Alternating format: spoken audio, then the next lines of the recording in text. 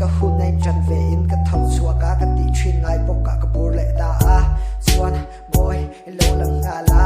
chuan mo ka siat ta nga lai ta na ka ti thei tok ti ka phua le ta a bol a tin kom le ta a inui mel moi ka min tha a lo lang nga lim nui ri ka thei ni ngai lo kha a thar le ta ka pen nga chu wang chu ni ta ti in he thil hi ka ti le lo ngai ta a chuan mang lam ma po kan in ti se la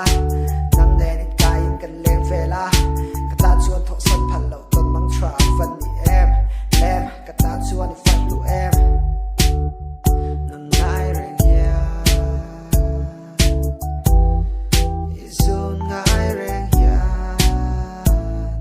loi thi kan du le chi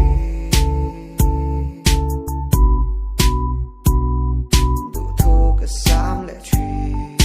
lal bian cham pha lo thleng le don ta leng le fal ro an lim chan le ta an nui ri le thom ri song ten thin lai mun nu ka kai tho le e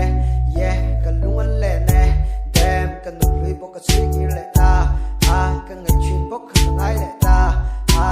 na pe lo chung chung po a ti le lo ngai ta a zana ar kan pui tur nei ve lo chu sai khom na ina riang takin kan tru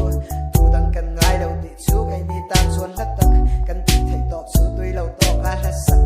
ye an wa fak lo fa u sang in te ngai na blik fak lo fa